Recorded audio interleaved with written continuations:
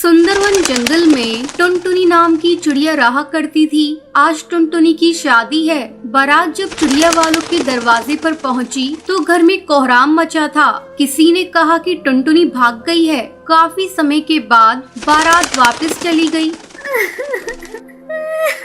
टुनटुनी, तूने ये क्या किया? टुनटुनी तो पार्लर से ही अपने दोस्त कालू के घर चली गई थी। माँ बाप की इकलौती बेटी थी, उनकी इज्जत मिट्टी में मिल गई थी। टुनटुनी जब कालू के घर पहुँची तो कालू को किसी और चिड़िया के साथ देखकर उसके पैरों तले जमीन खिसक गई थी।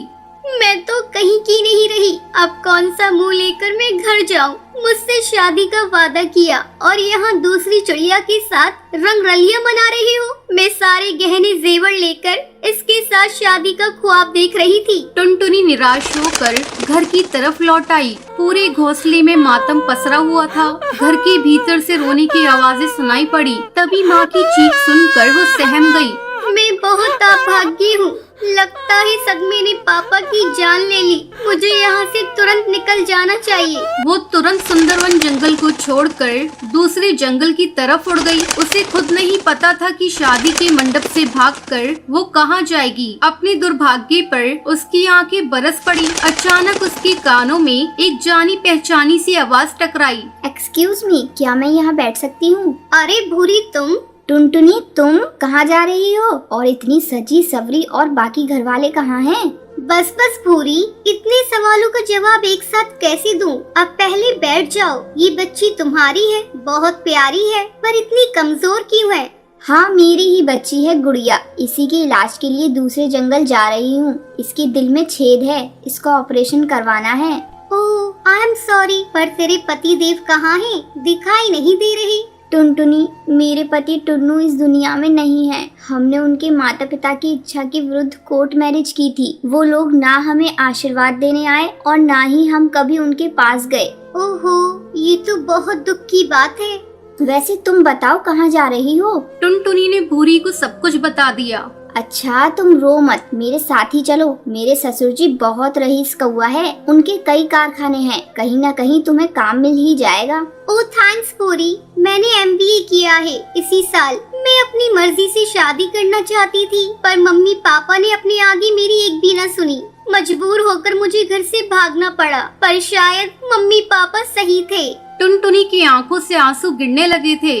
टुनटुनी, रोना बंद करो। मैं भी पहली बार ही ससुराल जा रही हूँ। जब मेरे ससुर जी ने टुन्नू के मरने की खबर सुनी तो उनका सारा गुस्सा पानी हो गया। उन सभी ने तो मुझे और मेरी बच्ची को देखा भी नहीं है। उन लोगों ने ही पत्र लिखकर मुझे बुलाया है। बहुत देर तक बातें करते करते दोनों नदी किनारे पर ही सो गईं। तभी अचानक एक तेज तूफान आ गया। चारों तरफ अफरा तफरी मच गई थी। तेज हवा से एक डाल सीधा भूरी के ऊपर आकर गिरी। उसके माथे से खून की धाराएं बह रही थी। टुनटुनी, मेरी एक मदद कर दो। मैं शायद जिंदगी और मौत से जूझ रही हूँ। मेरे पास समय नहीं है। प्लीज मेरी बच्ची को उसके दादा दादी के पास पहुँचा देना और तुम उसकी माँ बनकर ही जाना। वो मुझे नहीं पहचानते। ये कहते कहते भूरी की आंखें बंद हो गई थी। टुनटुनी की रोते रोते हिचकियां बन गई थी।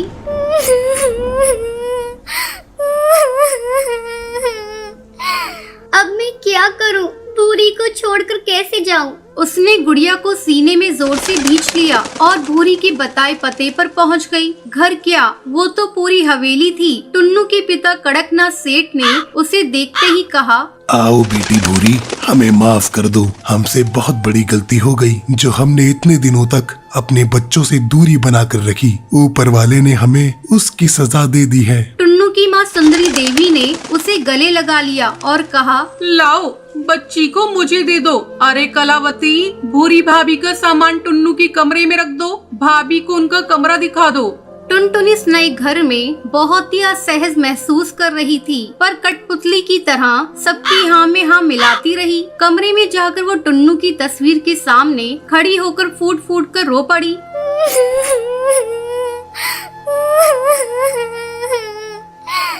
आप मुझे माफ कर दीजिए। मैं आपको नहीं जानती, पर आपकी बच्ची के लिए और अपने ठिकाने के लिए मुझे आपकी विधवा का रूप धारण करना पड़ रहा है।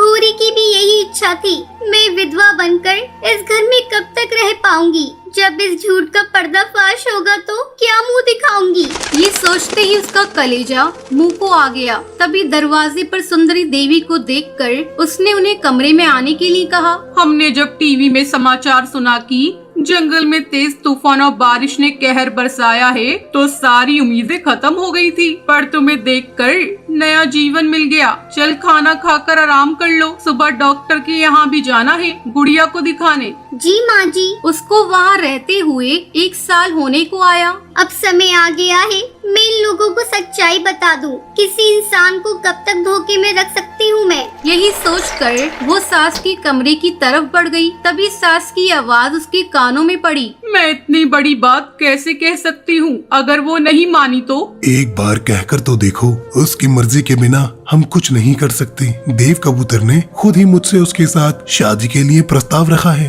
वो टुन्नू का दोस्त है। टुनटुनी ने सुना तो उसकी आंखों से आंसू आ गई। वो तुरंत अंदर चली गई। बापूजी, माँ जी, मुझे आप दोनों से कुछ कहना है। बोलो बेटी। गुड़िया भी पूरी तरह से स्वस्थ हो गई है। अब आप लोगों को मैं धोखा नहीं देना चाहती, पर क्या? बोलो। टुनटुनी ने शुरू से लेकर अंत तक सारी बात बता दी। सब कुछ सुनने के बाद, बेटी, ये तुम्हारा बहुत बड़ा बलिदान है। तुमने हम लोगों को ऐसे समय में सहारा दिया जब हम बिल्कुल बेसहारा हो चुके थे। एक तरफ टुन्नू की मौत और दूसरी तरफ भूरी की मौत का समाचार सुनकर शायद हम दोनों टूट ही जाते, पर तुम्हारे उस झूठ ने हमें जीवन दान दिया है। ये सच है। इतने दिनों तक तुम हमारे घर में कुंवारी विधवा बहू बनकर रही। अब हम तुम्हारी शादी करके अपने हाथों से विदा करेंगे। टुनटुनी ने दोनों के पैर छूकर आशीर्वाद लिया। उसकी शादी देव कबूतर से हो गई। अब उसका जीवन खुशियों से भर गया था। एक बार की बात है, एक जंगल में टिंकू नाम का एक बहुत गरीब किसान चिड़ा रहता था। एक दिन टिंकू अनाज लेने के लिए बाजार गया तो उसको उसका एक पुराना दोस्त हरी तोता मिला। अरे टिंकू भाई, यहाँ देखो, यहाँ इस तरफ। अरे भाई हरी, कैसे हो? कहाँ हो? बहुत दिन बाद मिले। बेटे की शादी के लिए रिश्ता पक्का करने गया था। बहुत अच्छा रिश्ता मिला है। अच्छा, रीना तोती इतनी बड़ी हो गई, शादी लायक हो गई। हाँ, अब तो रीना 16 की हो गई है। शादी का समय आ ही गया है। इतना अच्छा रिश्ता मिला था तो शहर जाकर बात पक्की करके आया हूँ। भाई हरी, क्या बात कर रहे हो? रीना तो अभी नाबालिग है, तुम उसकी शादी इतनी जल्दी क्यों करवा रहे हो? कोई बात नहीं, 2 साल में बालिग हो जाएगी। अरे रिश्ता पक्का करके आया हूँ और 2 साल बाद रीना को उनके घर भेज दूंगा। इतना अच्छा मौका कोई नहीं छोड़ता। अरे भला तू बता, तेरी बेटी टुनटुनी चिड़िया कैसी है? वो भी तो बड़ी हो गई होगी। कितनी उम्र हो गई उसकी? टुनटुनी तो 18 बरस की हो गई है। अच्छा, चिड़िया बालिग हो गई है। तो शादी का क्या सोचा तूने? शादी ना बाबा, टुनटुनी पढ़ने में बहुत होशियार है। उसकी इच्छा है कि वो डॉक्टरी की पढ़ाई करे, इसलिए मैं उसकी शादी अभी नहीं कर रहा। मेरी माने तो तुझे ऐसा नहीं करना चाहिए। तू सर से लेकर पैर तक कर्जे में डूबा है। डॉक्टर की पढ़ाई का खर्चा कैसे उठाएगा? अरे टुनटुनी को इतना पढ़ाने लिखाने का कोई फायदा नहीं होगा। अगर कुछ बन भी गई तो तुझे क्या मिलेगा? ठेंगा।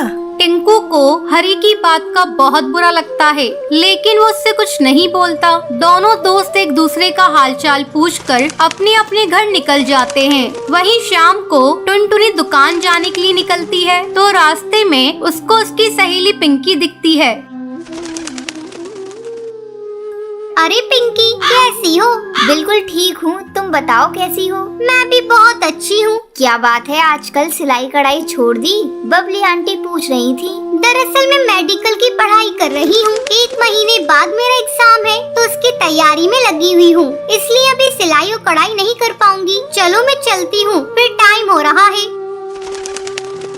टुनटुनी दिन रात मन लगाकर पढ़ती है और एग्जाम की तैयारी करती है। कुछ दिनों बाद कुछ लोग टुनटुनी के घर आते हैं और बाहर से चिल्लाने लगते हैं। टिंकू, ओ टिंकू, बाहर निकल। ये मैं क्या सुन रहा हूँ? बेटी बड़ी हो गई और तू अभी तक उसकी शादी नहीं कर रहा? टिंकू बाहर आता है और बोलता है, शांत हो जाओ भाई, शांत हो जाओ। मेरी बेटी को मैं पढ़ाऊं या शादी करवाऊं, तुम सबको क्या आफत आन पड़ी? मेरा बेटा 10वीं पास है और अगले साल 20 का हो जाएगा। तू कहे तो टुनटुनी की शादी उससे करवा देते हैं। अरे भाई, तुम लोग मेरी बेटी की शादी के पीछे क्यों पड़े हो?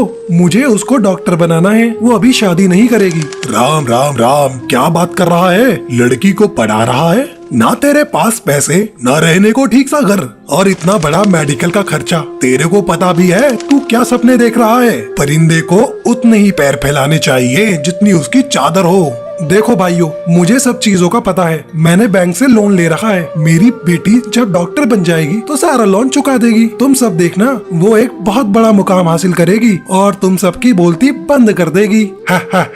दिन में सपने देख रहा है तो सपने। ये भी 1 महीने बाद तेरी बेटी का रिजल्ट आता है और अगर वो पास नहीं हुई तो तेरी शक्ल देखने लायक होगी। तब तक तो मेरा बेटा भी नहीं बचेगा शादी के लिए। इतना बोलकर सभी वहाँ से चले जाते हैं। घर के अंदर से टुनटुनी सबकी बातें सुन रही होती है। टुनटुनी को बहुत दुख होता है, उसके पिता के साथ लोग इस तरह का बर्ताव कर रहे हैं। टुनटुनी दिन रात मेहनत करती है और एग्जाम के लिए खूब पढ़ती है। एग्जाम देने के बाद उस दिन टुनटुनी का रिजल्ट आने वाला होता है। टिंकू भागता हुआ अपने घर आता है और चिल्लाता है, टुनटुनी, अरे टुनटुनी, अरे बेटी टुनटुनी किधर हो? क्या हुआ पिताजी? तेरा नाम आ गया बेटी, देख लिस्ट में तेरा नाम आ गया। यही नहीं, तुझे 25 लाख की स्कॉलरशिप मिली है, पूरे 25 लाख की। अरे अरे, मैं तो फूला नहीं समा रहा। इस पूरे जंगल में इतने पैसे कभी किसी ने देखे नहीं होंगे जितने की तुझे स्कॉलरशिप मिली है।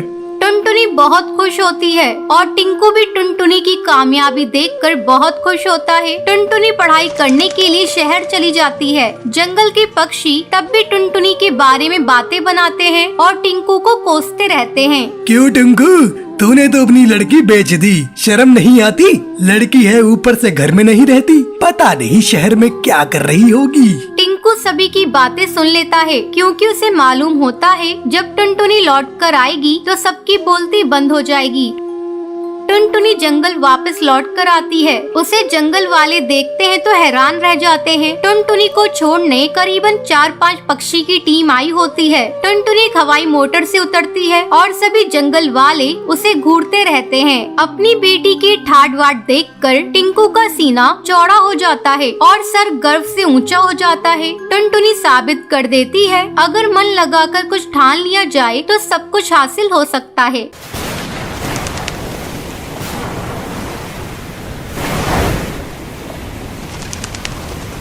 टुनटुनी अपने माँ बाप की इकलौती बेटी थी। उसके माँ बाप ने उसकी शादी बड़े ही धूमधाम से बंटी नाम के कबूतर से की थी। वो एक बहुत बड़ी कंपनी का मालिक था। टुनटुनी अपने ससुराल में बहुत खुश थी। अचानक एक दिन उसे खबर मिलती है कि बंटी की एक दुर्घटना में मौत हो चुकी है। बहू, किसका फोन है? अरे कुछ तो बोल बहू।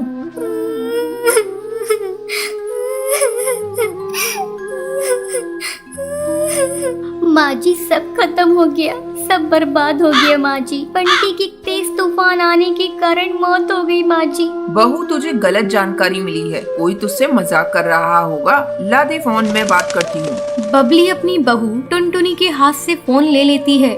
क्या बात है कालू, तूने बहू से क्या बोला है? आंटी जी, ये बात सच है, बंटी की मौत हो चुकी है। ये सुनकर बबली रोने लगती है।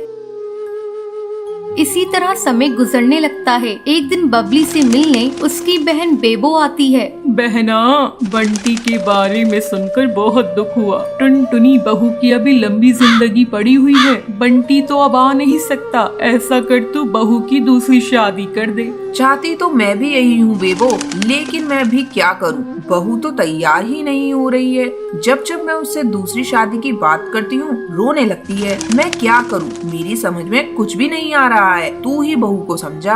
बेबो टुनटुनी की कमरे में जाती है। टुनटुनी कैसी है बेटा? अरे मौसी जी, आप कब आई?